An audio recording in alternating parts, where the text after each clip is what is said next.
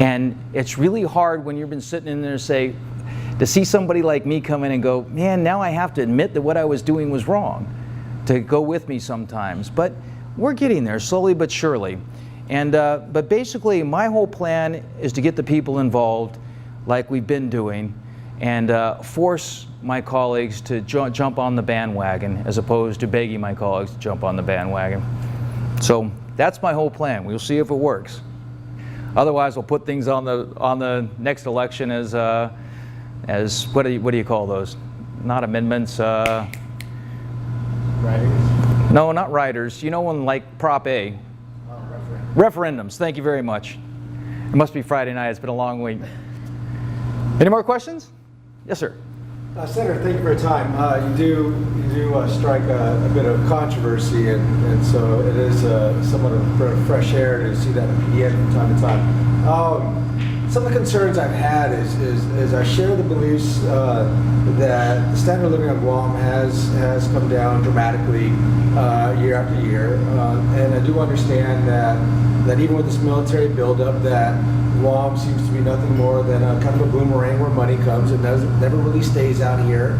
That's a real big issue.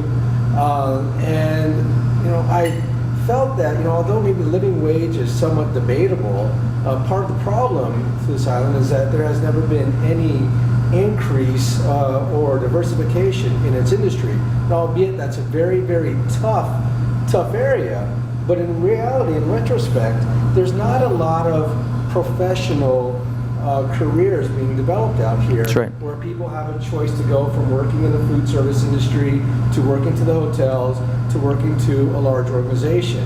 And I understand the multiplier effect of money. You pay somebody a little bit more and they tend to spend, and that does circulate through. Right. But raising a set of wages for one set of the economy possibly may tend to do nothing more than offset or force other areas to increase as well.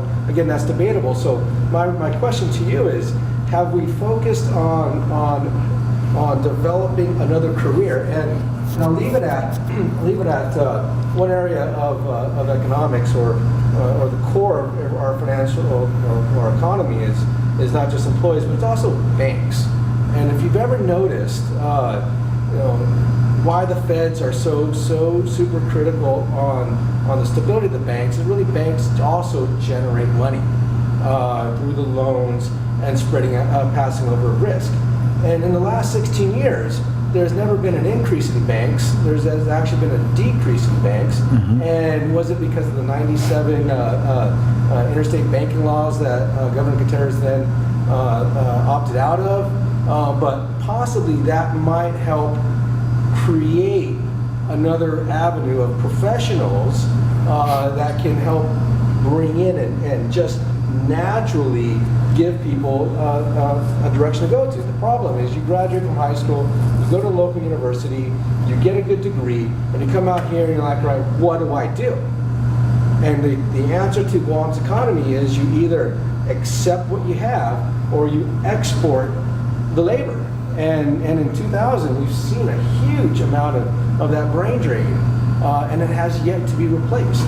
So I guess, I've been rambling, but if I'm making on average $50 an hour because I went through my career, I've worked hard, right? And now I have an opportunity to lay bricks for $34 an hour, right? It becomes unfair for me who's gotten education to work hard. So okay. Therefore, my option is just to leave. Let me get to that. Thank you. Sorry. Let me get to that. No, first let's talk about the inflation issue. First off, it's an abject lie, and we can prove it. Right? Something like 99% of the things that we use and consume on our island are shipped in. They are not produced here, and the cost of the labor of people on Guam have almost nothing to do with the cost of the products. Look around you in this room. Show me something that was made on Guam. Well, except the cost of labor to provide that product. Insignificant on the actual cost. McDonald's, you can see like some things that are very service intensive, there's a little bit. But generally, the cost of everything has almost nothing to do with it, and we can prove that if you go to my website or go to me friend me on Facebook. You can see what I did is I took the wages and the minimum wage and plotted on the same graph as the consumer price index. And you can see that the consumer price index has gone steadily up for the last 20 years, whereas wages flatline until we hit an increase in minimum wage.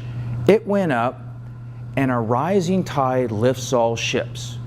When the minimum wage went up, everybody's wages went up. About the average wage on Guam went up about 63 cents for every dollar the minimum wage went up.